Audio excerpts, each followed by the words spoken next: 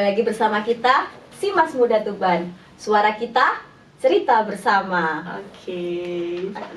Hari ini kita ada kedatangan tamu spesial, bisa dikatakan sebagai influencer yang memiliki banyak sekali pengalaman-pengalaman dalam dunia speaking, public speaking, personal branding. Dengan siapa? Halo, namaku Nur Hasana, biasa dipanggil Hasna. Selamat menyaksikan dan semoga keseruan hari ini bisa menginspirasi teman-teman ya. Iya, pastinya. Oke, di sini saya akan membahas mengenai jago public speaking, personal branding atau flexing. Wow. Ya kan biasanya kayak kalau misal kita punya bakat-bakat, itu kan harus di-upload di sosial media. Betul. Bisa dikatakan sebagai personal branding buat kita, ataupun nanti bisa dikatakan flexing, seperti itu. Nah, nanti kita akan bahas keseruan kita bersama dengan Mbak Hasna. Oke, kita mungkin langsung saja dengan pertanyaannya, yaitu aku mau tanya nih pertama dulu. Mbak Hasna ini mulai masuk berkecimpung di public speaking ini sudah berapa lama? Kalau berkaitan dengan public speaking sebenarnya sudah sedari lulus sekolah SMA ya, masuk ke SMA lulus ke saya bukan SMA sih, SMK ya, ini salah lagi. Dari SMK ke kuliah. Saya merasa bahwa karena perkembangan digital sangat luar biasa, kalau saya hanya terdiam sebenarnya akan tertinggal gitu kan. Mulai dari situ sih awal kuliah hingga saat ini. Berarti berapa tahun ya? Kalau kuliah tahun 1920 mungkin sampai hari ini kurang lebih 5 tahun. Kurang lebih 5 tahun ya?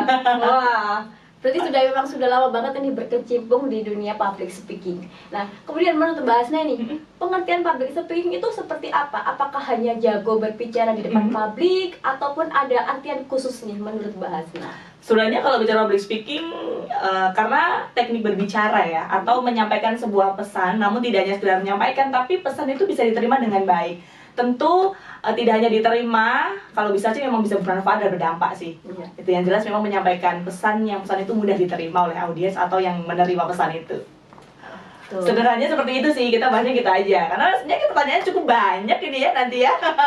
Iya, biar semuanya juga tahu nih rekan-rekan muda gitu. Jadi nanti panggilnya rekan muda ya? Iya, Oke, rekan muda. Masyarakat umum daerah. Masyarakat umum daerah Tuban atau bahkan mungkin luar Tuban ya, emang ya? Pasti jadi target kita memang harus didatangin luar Tuban. Oke, gitu. ya. Kemudian ini Mbak, caranya untuk jago public speaking itu apakah, saya juga pernah dengar sih, kalau misal mau jago public speaking itu harus sering-sering latihan di depan cermin gitu. Nah, apakah ada latihan khusus selain latihan di depan cermin seperti itu? Oke, sebenarnya saya tuh sempat bikin konten berkaitan dengan pelatihan public speaking di depan kaca, tapi belum ke-update kontennya, ternyata hari sudah ditanyakan. Sebenarnya memang benar, melatih public speaking kita di depan kaca tuh memang bikin kita makin lancar ya prakteknya, makin lancar ketika belajarnya atau mungkin mengaplikasikannya. Tapi tergantung bicaranya yang gimana nih, gitu kan. Ngomongnya gimana nih, apakah hanya sekedar ngomong, hai aku keren loh hari ini, bisa belajar, bisa praktek gitu kan. Tapi coba dibiasakan untuk sebelum membiasakan, kita akan setiap praktek public speaking itu akan dihadapkan oleh 3 kondisi. Dan ada mungkin formal, informal, dan juga formal, kemudian informal, dan juga semi formal. Nah, ini pasti 3 itu pasti gitu kan. Dan itu kita biasakan coba untuk praktek ketiga tekniknya. Mulai dari mungkin kalau formal adalah nadanya adalah nada yang mungkin rendah ya, tapi harus lebih tegas karena biasanya menunjukkan ke profesionalitas kita saat menyampaikan sebuah pesan. Kemudian kalau informal mungkin akan lebih santai, sama halnya tadi ketika kita ngobrol di awal gitu kan, kenalan lebih santai. Tapi kalau informal, semi formal gitu kan, semi formal tadi, tapi kalau informal kita biasanya kayak belibet deh ini tadi ya, dari tadi muter-muter deh. Mulai dari semi formal ya. Jadi akan ada 3 kondisi, diantaranya adalah formal, kemudian juga semi formal, dan juga informal. Dimana ketika formal mungkin nadanya akan lebih rendah dan lebih tegas juga, karena seringnya itu kita dihadapkan dengan situasi yang harus menunjukkan profesionalitas kita sebagai pembicara begitu kan. Kemudian juga ketika semi formal mungkin sama halnya seperti kita ngobrol tadi begitu kan, di awal kita santai menyapa, lebih rasa kedekatannya tuh sampai gitu loh. Tapi kalau informal seringnya adalah membutuhkan suara yang nadanya cukup tinggi. Karena apa? Biasanya mungkin kalau informal adalah situasi-situasi di mana menyampaikan sebuah pesan dengan fun, dengan happy. Contoh ya, sebagai contoh mungkin ketika semi formal, tadi ketika menyapa, hai, salam kenal, nama gue Hasna, hari ini kita akan ngobrol berkaitan dengan public speaking selama 1 jam ke depan gitu kan, contoh gitu. Tapi kalau informal, hai, assalamualaikum warahmatullahi wabarakatuh, perkenalkan nama saya Hasna, teman-teman, hari ini kita akan ngobrol selama 2 jam ke depan berkaitan dengan public speaking. Apa sih itu public speaking? Akan lebih, energinya akan lebih banyak. Tapi kalau formal, assalamualaikum warahmatullahi wabarakatuh, selamat siang Bapak Ibu yang kami hormati, hari ini kita akan belajar public speaking selama 1 jam ke depan. Lebih tegas, lebih menyampaikan ketegasan kita, karena ya mau tidak mau karena baru dihadapkan dengan keadaan yang formal begitu ya. Ya begitulah kurang lebih seperti itu. Kalau misal non formal itu intonasinya lebih ceria, lebih fun gitu. Jadi supaya praktek public speaking kita mungkin akan lebih terbiasa ya, bukan hanya ketika hanya ngobrol hai, membaca ataupun di depan kaca sambil ngobrol, tapi coba 3 situasi itu kita kombinasikan. Kita akan dihadapkan dengan 3 situasi itu pasti di luar, di dalam, di forum, tempat diskusi atau dimanapun ketika praktek public speaking. Itu sih biar menjadi kebiasaan gitu jadi. Berarti latihan improv juga perlu Betul gitu ya. Betul banget. Gitu, biar kita juga bisa menyesuaikan diri kita di mana kita nanti berada untuk public speaking. Oke, betul. Nah, ini kan tadi bahasnya public speaking sudah 5 tahun lebih nih. Nah, hal pertama apa yang Mbak Asna lakukan itu public speaking seperti apa hingga Mbak Asna bisa menyukai public speaking dan bisa bertahan hingga saat ini gitu. Oke, kalau soal bertahan, yang namanya public speaking semua orang masih butuh ya. Iya, pasti. Dan kehidupan akan terus berlanjut nih. Jadi memang pada saat itu saya sering ditunjuk untuk menjadi MC. Kemudian kali pertama forum ataupun panggung pertama aku ya saat aku berada di SMK. Meski mungkin pada saat itu kalau nanti ada teman-teman SMK yang nonton nih, emang dulu kenal sama Hasna? Nggak ada, karena dulu panggilan saya Hasanah ya, bukan Hasna ya.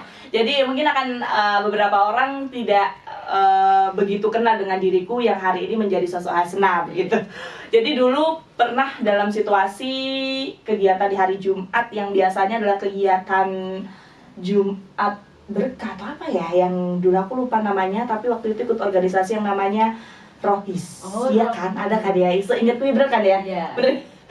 Pada saat itu memang tugasnya tuh digilir, satu menjadi penceramah, satu menjadi MC. Kebetulan pada saat itu sempat diberi amanah untuk jadi MC, dan itulah panggung pertama saya. Sering juga pada saat ngaji untuk menjadi MC di acara-acara ketika Jumat Wage di setiap 1 bulan sekali itu kan ada juga kegiatan ataupun pengajian kecil-kecilan tuh. Kegiatan rutin biasanya. Rutin, betul. Nah, hal-hal itu yang mungkin membawa aku sejauh ini dari panggung-panggung kecil itu tadi. Terus bisa improve diri, kayaknya bakat saya ada di sini gitu. Gitu, karena kayak enjoy aja ya di sini, suka aja, happy aja gitu kalau bahas tentang public speaking atau mungkin ya praktek public speaking gitu.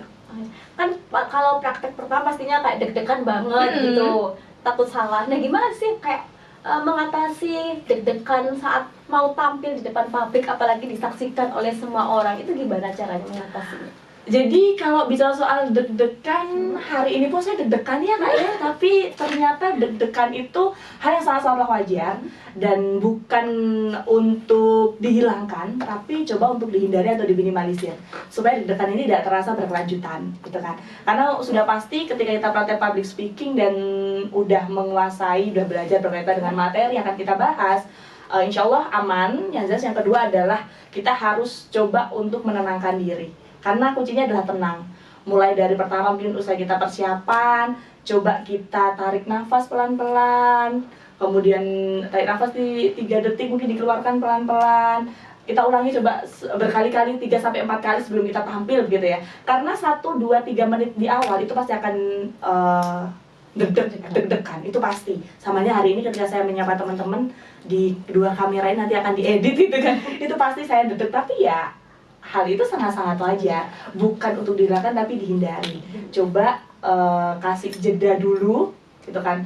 Tidak audiens itu mungkin akan mendengarkan dan tidak akan terlihat ketika kita ngasih jeda sebentar.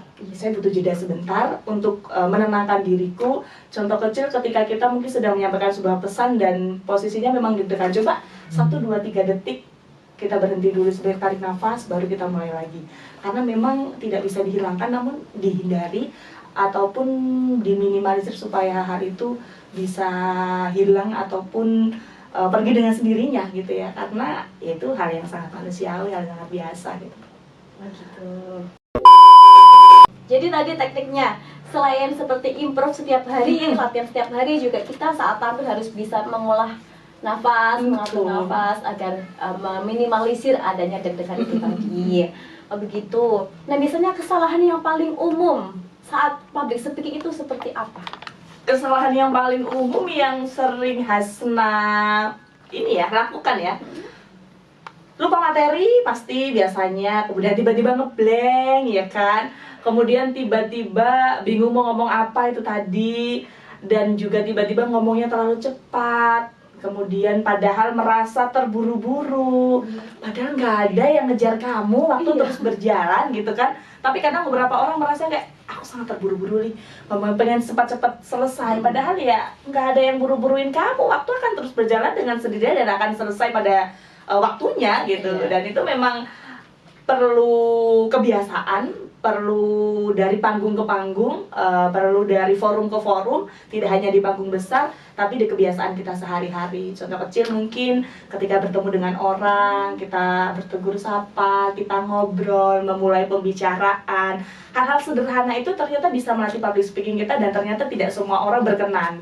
Pengennya tiba-tiba lancar, tiba-tiba bisa, tiba-tiba menyampaikan pesan dengan nyaman, dengan enak dan bisa dipahami, tapi hal sederhana itu aja tidak dilakukan gitu kan.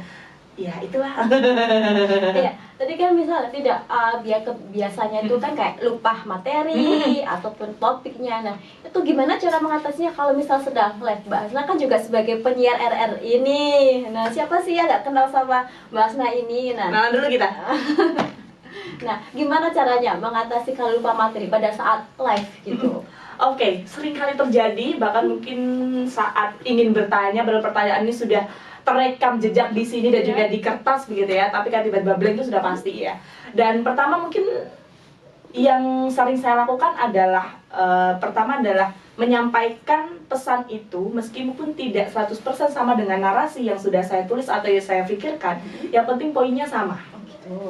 Sesederhananya ketika mungkin bertanya, meskipun tidak 100% itu sama dengan apa yang sudah saya rekam atau saya tulis gitu kan, rekam di pikiran saya yang saya tulis, bisa dengan pertanyaan yang lainnya dulu, baru nanti pertanyaan yang tadi itu akan inget lagi gitu loh. Karena memang kalau ini keadaan saya jadi seorang penyiar ya, mau tidak mau waktu akan berjalan dan tidak boleh jeda kalau di siaran gitu kan. Kalau jeda 1-2 detik sampai 5 detik itu namanya dead air, dan atau itu nggak boleh di siaran. Jadi mau nggak mau sebagai seorang penyiar harus siap sedia ketika pertanyaan ditanyakan lupa.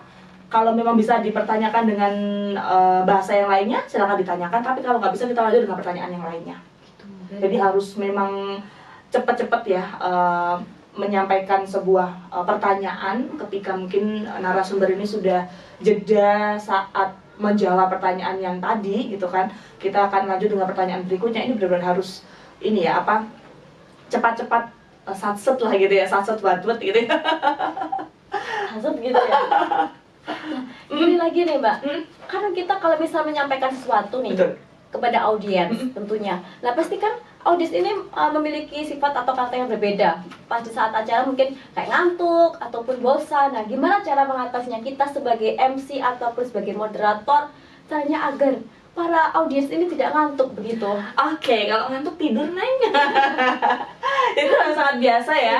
Jadi kalau ketika siang hari apalagi, dan fun fact-nya diriku ini ketika diundang menjadi pemateri selalu ditaruh di jam-jam terakhir. Sebenarnya saya bingung gitu kan. Jam-jam siang ada jam-jam rawan, jam-jam malam ada jam-jamnya ngantuk ya kan. Kenapa dihadapkan dengan waktu-waktu seperti itu gitu ya? Karena mau tidak mau ini PR nih, challenge nih bagi pemateri, bagi diriku sebagai narasumber yang akan hadir dengan utuh sepenuhnya dalam kondisi mungkin audien posisi ngantuk-ngantuknya atau capek-capeknya gitu kan. Mungkin karena pertama adalah kita menggunakan teknik bagaimana supaya teman-teman ini tidak mengantuk begitu ya. Di antaranya adalah kita bisa mencoba untuk mengkombinasikan pesan yang kita sampaikan. Usai membahas tentang tadi di awal intonasi, naik turunnya intonasi, artikulasi. Kedua ya kita selingi coba dengan mungkin games, atau bisa jadi kita sedikit bikin ini ya, apa, seru-seruan, lucu-lucuan gitu kan. Atau kita kadang yang ngantuk nih bisa jadi nanti kita jadikan bercandaan sederhana gitu kan.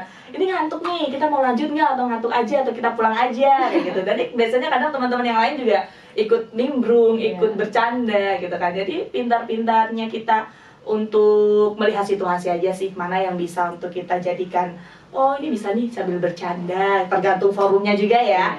Jadi kalau nanti situasi audionya adalah orang-orang yang mungkin lebih dewasa dari kita kan, bercandanya juga harus disamakan nih. Jangan saya bercanda kayak bercanda dengan anak kecil, kan beda nih pastinya. Jokes bapak-bapak. Iya, jokes bapak.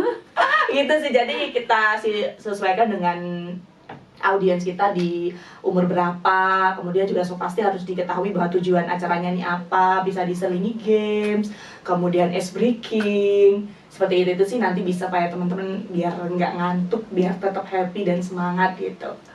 Itu nanti untuk gamenya ataupun bahasanya itu bisa disesuaikan dengan audiensnya gitu.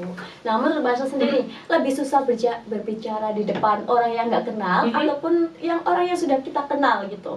Oke, sebenarnya bagi saya yang mungkin setiap hari pun juga bertemu dengan orang baru ya. Kalau dikatakan lebih susah mana gitu, lebih sulit mana, bagiku tidak ada yang sulit. Ketika kita sudah tahu bahwa tujuan dari public speaking itu tadi.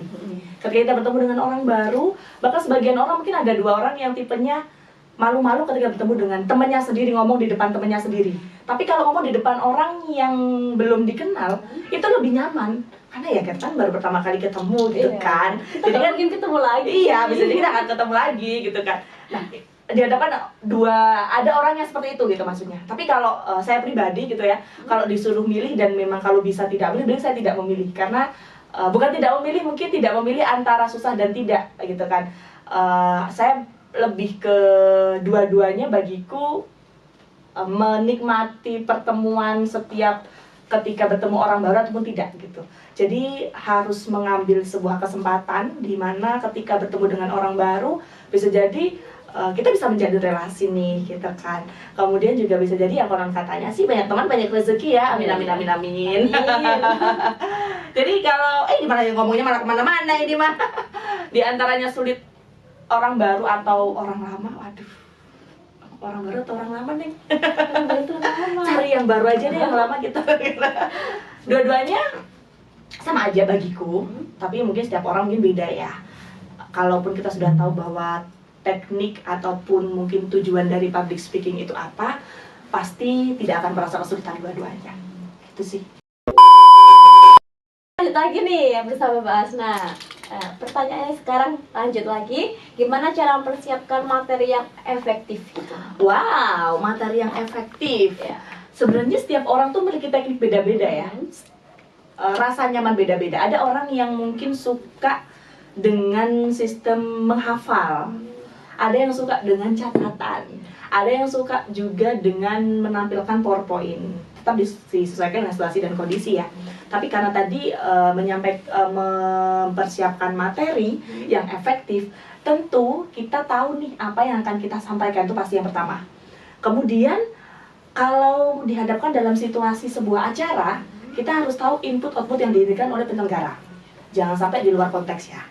Jadi yang diinginkan apa nih dari panitia, dari penyelenggara.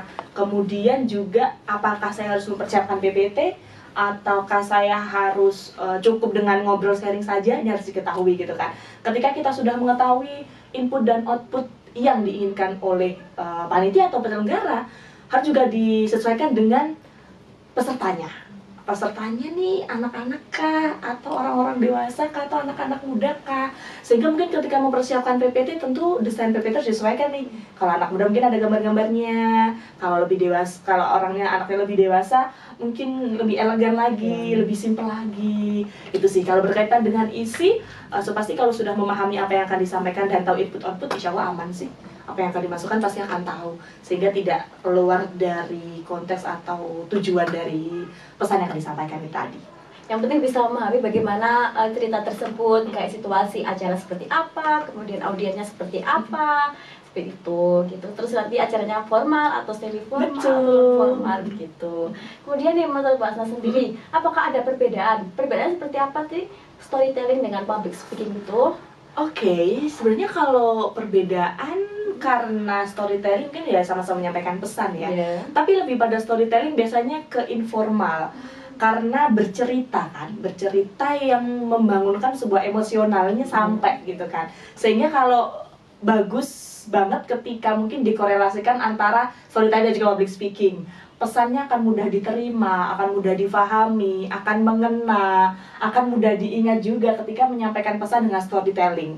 Jadi kalau berbicara soal bedanya ya, kalau storytelling lebih pada karena bercerita, public speaking itu juga menyampaikan pesan dengan berbagai teknik yang ada. Bisa jadi kita praktek public speaking, prakteknya adalah storytelling. Nah, kita praktek public speaking kita sebagai seorang MC, sebagai seorang host atau narasumber hari ini, sama halnya aku juga sedang praktek public speaking nih hari ini. Gitu. Berarti kalau public speaking itu kan kayak ada tekniknya beda-beda gitu. Kalau storytelling kan bagaimana cara kita menyampaikan cerita itu tadi. Karena biasanya storytelling itu lebih ke ini ya, bercerita dengan emosionalnya yang harus sampai nih, sampai ke audiens nih, cerita yang mungkin apa ya, bermakna juga pasti, dan juga tergantung ini juga ya temanya ya pasti ya. Cuman biasanya kalau storytellingnya lebih pada yang fun, kemudian juga ada yang lebih mengena, atau mungkin ceritanya horor nih, itu kan pasti akan cara kita penyampaiannya, ekspresi, intonasi, kemudian gaya tubuh kita, eye contact kita ini kan pasti akan beda gitu. Kemudian nih dari Mbak Asna sendiri, pernah gagal gak dalam hal public speaking? Kemudian kalau pernah nih, bagaimana caranya untuk bangkit? Aduh, hari ini aja kayak udah merasa gagal nih, kayak ada yang kurang nih, kayak ada yang terlalu banyak ngomong nih tadi nih. Tolong di-cut ya nanti ya kalau banyak ngomong ya. Jadi kalau bicara soal gagal, ya seringkali sih gagal ya. Dan juga lebih pada ini sih, bukan apa ya, kalau bicara soal gagal ini terlalu banyak gagalnya sih, jadi bingung diceritakan yang mana ini. Yang paling berkesan saja. Jadi setiap orang akan merasakan fase itu ya, gagal dalam artian terasa gagal, setiap orang pun juga beda ya. Mungkin dalam public speaking gagal karena lupa materi. Oke, aku gagal hari ini kan lupa materi. Kedua, mungkin aku salah nyebut nama nih, hari ini aku gagal. Fun fact-nya bahwa diriku ini orangnya pemikir.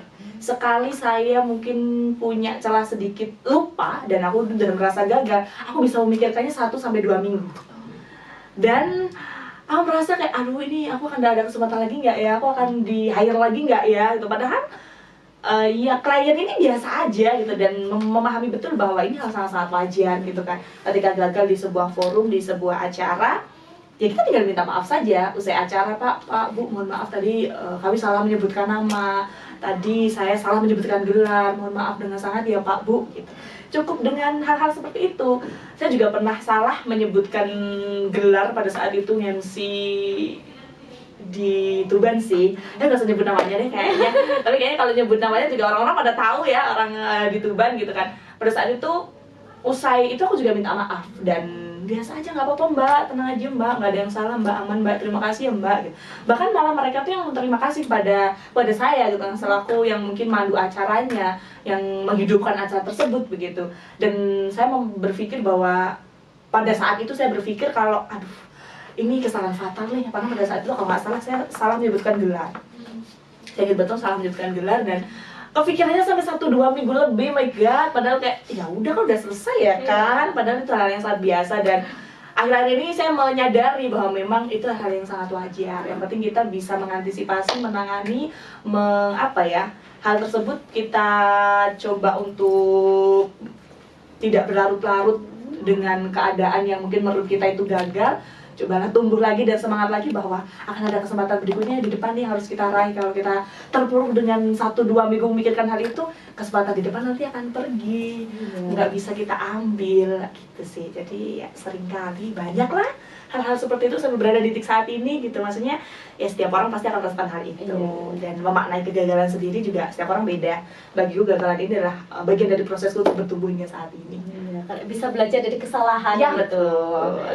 Kemudian ini sesuai dengan tagline kita, yaitu judul kita untuk hari ini yaitu jago public speaking, personal branding atau flexing. Wow. Saya mau tanya ini, biasanya kan yang kayak jago-jago public speaking itu kan biasanya pasti tidak lepas dari di-upload di sosial media, gitu kan. Nah, itu tuh bisa dikatakan sebagai, memang bisa dikatakan sebagai personal branding agar masyarakat luas, audiens juga bisa melihat akun sosial Instagram kita atau akun sosial media kita. Nah, itu bisa dikatakan sebagai personal branding atau flexing. Wow, kamu sering flexing ya jadi orang ya? Jadi itu bedanya personal branding dan flexing itu seperti apa? Oke, jadi memang setiap orang memiliki cara pandang dan perspektif yang berbeda-beda ya. Iya. Dan kita di luar kendali kita akan hal itu gitu kan. Yang namanya personal branding ya kita tahu nih perkembangan yang sangat-sangat luar biasa ya, kalau kita tidak memulainya kita akan ketinggalan begitu saja gitu. Kalau dikatakan flexing bisa jadi mungkin mindset orang itu bahwa hal ini tuh tidak penting gitu kan. Kenapa sih harus diumbar-umbar gitu kan? Cukup ya simpan aja sendiri. Sebagian orang mungkin ada yang berpikir seperti itu. Ada juga orang yang mikir, wah ada yang termotivasi nih, nanti aku akan merasa menjadi motivasiku supaya aku pun akan bisa di titik itu berikutnya gitu kan. Usai orang ini pasti aku juga akan bisa seperti itu gitu kan. Jadi kalau masalah personal branding atau flexing sebenarnya bagi Hasna tergantung orangnya ya, memaknainya seperti apa. Jadi ya karena setiap orang ini kan punya pola pikir, cara pandang, perspektif yang berbeda-beda dan ya tidak bisa kita paksa harus sama dengan kita gitu. Itu aja sih, nggak mau bahas banyak kan soal flexing, tapi karena memang ya perkembangan yang sangat luar biasa hari ini. Kalau nggak mulai hari ini mau kapan lagi, Neng? Hah? Iya gitu. Kan? Ini yang mau saya tanyakan. Mulai kapan kita harus membangun personal branding? Kalau mulai kita sadar, sudah belum hari ini. Mulai kita sadar bahwa ketika kita memiliki potensi yang sangat luar biasa. Karena setiap orang punya value, setiap orang punya hal yang unik dan menarik gitu ya. Tanpa kita sadari, yang sering kita lupakan adalah diri kita sendiri. Seringkali kita merasa bahwa kita tidak bisa seperti mereka atau seperti dia. Padahal kita punya value tersendiri yang mungkin bisa jadi juga mereka tidak punya seperti apa yang kita punya. Namun yang sering terjadi adalah kita bingung nih mau mulai dari mana, atau bingung nih menyampaikannya bagaimana gitu kan. Kita mulai dari hal-hal sederhana yang kita suka. Dan yang pasti hal-hal yang kita suka ini kita kemas dengan sedemikian baiknya menurut diri kita, bukan menurut orang lain gitu kan. Untuk kita bagikan, untuk kita update di media sosial. Banyak sekali sekarang teknik-teknik untuk penyampaian ataupun mengupdate ke sosial media gitu kan. Baik juga di sosial media tidak hanya Instagram, ada Facebook, ada Twitter, ada TikTok dan lain sebagainya yang bisa bikin kita ini makin dikenal orang. Ingin dikenal sebagai apa sih kamu gitu kan. Ingin dilihat orang kamu tuh seorang apa sih, atau sebagai siapa sih. Sebagai penyiar nih Hasna, ataupun mungkin sebagai seorang pengajar nih, atau sebagai orang yang suka main TikTok nih, suka semua, nah gimana dong? Itu jadi ini aja apa namanya, tergantung kita pengen dikenal sebagai seorang apa gitu aja. Dan kita mulai dari hal yang kita sukai ya, jangan melihat apa yang disukai orang lain begitu kan, sehingga kita ingin terinspirasi. Itu okay, boleh punya inspirasi, tapi jangan lupa ke jati diri kita atau ke diri kita sendiri. Bahwa kita juga punya value, kita punya nilai, punya potensi yang sangat luar biasa yang juga bisa kita kembangkan begitu. Jadi kalau ditanya kapan mulai ya, kalau bisa sih kalau hari ini belum ya sekarang dulu ya. Atau saat kamu sadar, nih sadarnya kapan kira-kira? Atau jangan-jangan nggak sadar-sadar, bingung deh jadinya ini. Kemudian nih, caranya membangun personal branding tanpa adanya dibuat-buat gitu. Dibuat-buat, oke, siap. Apa ya, jangan dibuat-buat ya. Ya memang harus dengerin dan fakta ya. Sebagian orang mungkin ada, tidak banyak tapi bisa jadi ada. Mungkin bilang bahwa merasa dirinya itu mengada-ngada hal-hal atau menceritakan hal-hal yang mungkin tidak sebenarnya ada di dirinya, gitu kan? Karena mungkin ingin dilihat bisa menjadi orang yang seperti apa yang diceritakan, padahal itu tidak dia, gitu loh.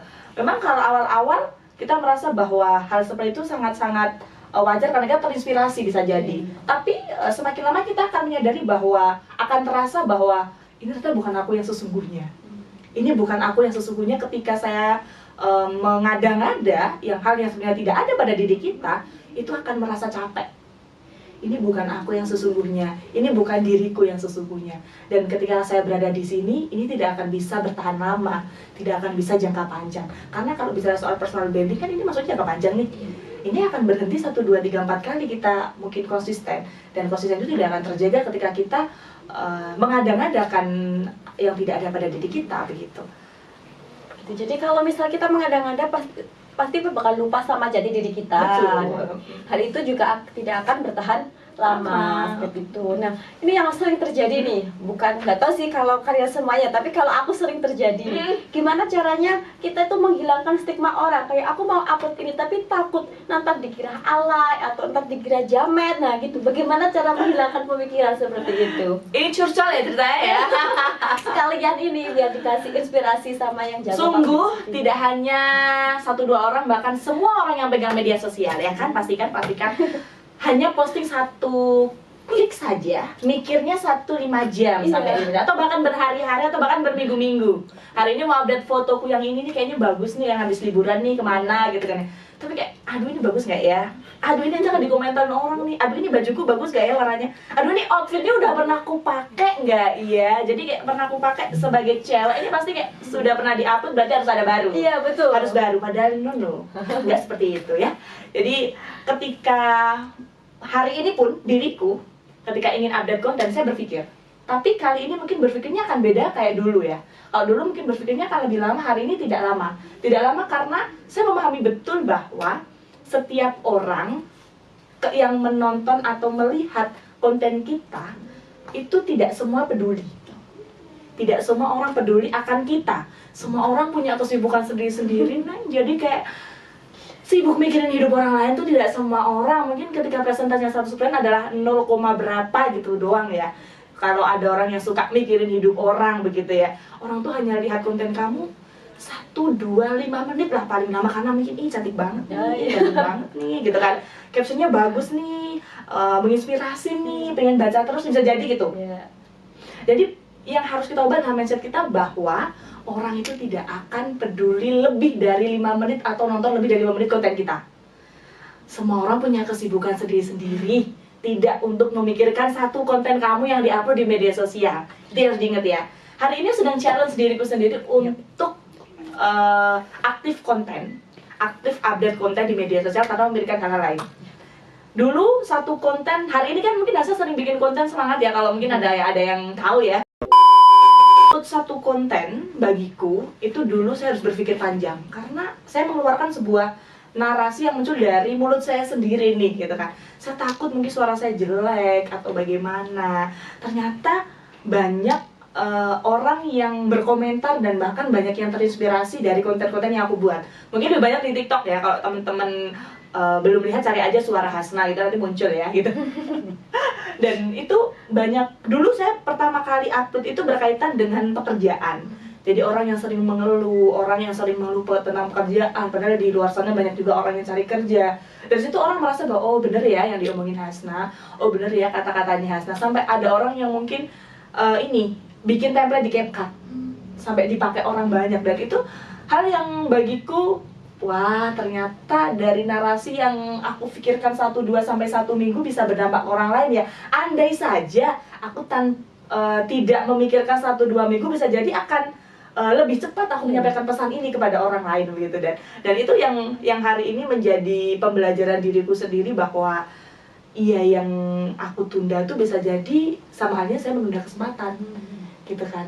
Dan itu harus kita biasakan untuk sering-sering update, sering-sering upload. Ya hari ini orang mau lihat kita dari mana sih? Orang beli makan aja mending online, nggak mau datang ya kan? Iya benar. Kalau yang lagi jualan ini orang-orang aja mending lihat story hari ini open PO apa, hari ini makan apa menunya, daripada harus panas-panasan datang ke outletnya atau ke store-nya ya kan?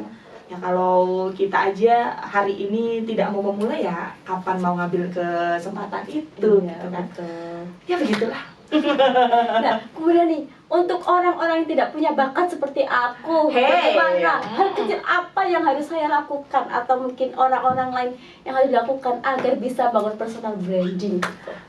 Bakat itu tumbuh dari hal-hal yang kita sukai.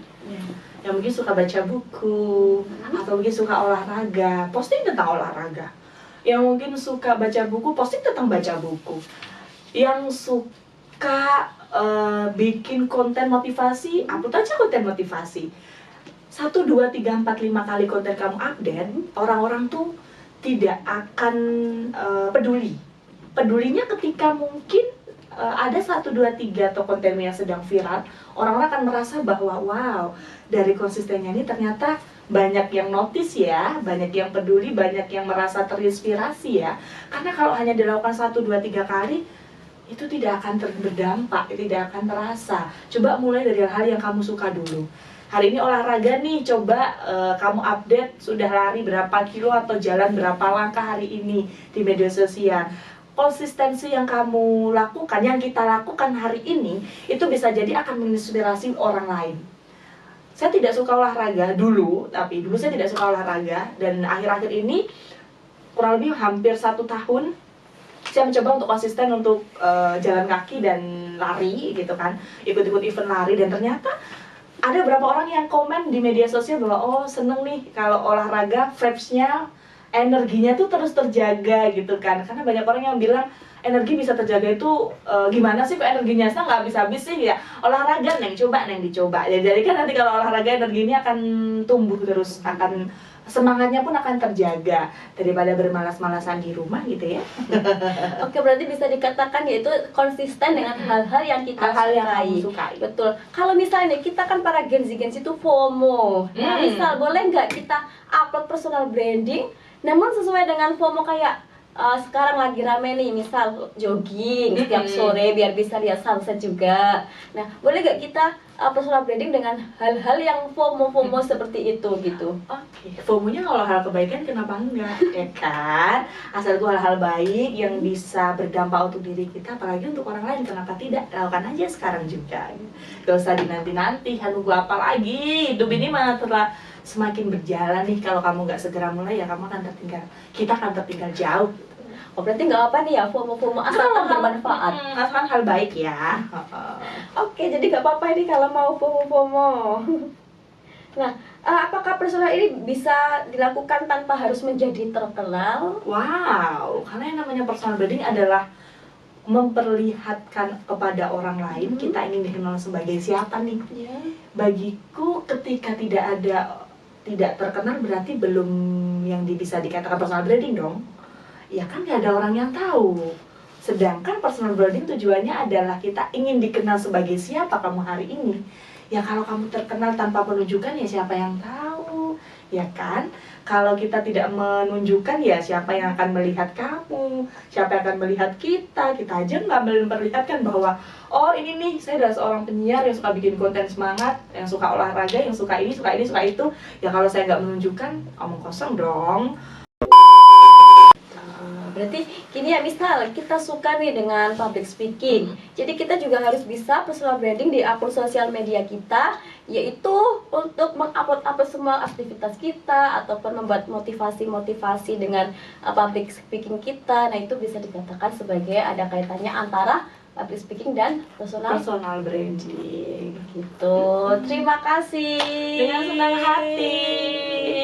Jadi ada pesan dan kesan yang ingin disampaikan dari podcast pada hari ini, yaitu bahwasanya yang pertama, public speaking ini tentunya sangat penting banget bagi kita karena bisa meningkatkan personal branding kita. Kita sebagai masyarakat muda nih atau generasi muda, pastinya kita nggak hanya diam saja di rumah, kita juga harus memiliki bakat kita untuk berkomunikasi dengan masyarakat sekitar. Nah, selain itu juga pentingnya personal branding itu yaitu agar kita bisa memiliki jati diri kita, biar kita juga bisa dikenal oleh masyarakat sekitar atau masyarakat umum, sehingga orang-orang juga bisa mengetahui nih apa bakat kita dan apa yang akan bisa kita berikan untuk masyarakat luar begitu.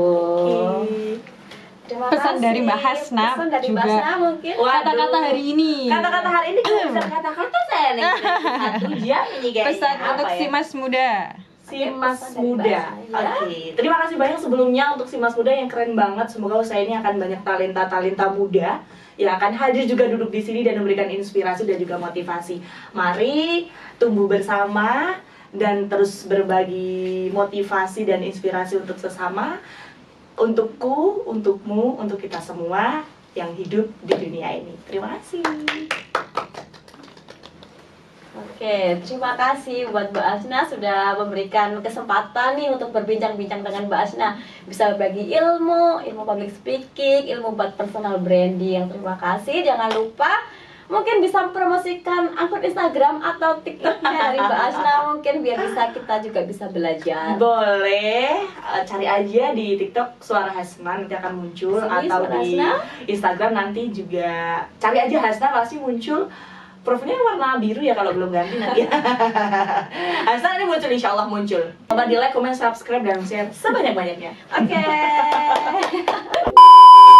Baik, terima kasih buat rekan muda telah menyaksikan podcast bersama Mbak Hasna tadi dengan judul Jago Public Speaking, Personal Branding atau Flexing. Buat rekan muda, untuk kalian yang mau request topik ataupun narasumber bisa komen di channel YouTube Si Mas Muda ataupun DM di akun Instagram Si Mas Muda Tuban ataupun komen di salah satu postingan Si Mas Muda Tuban. Terima kasih.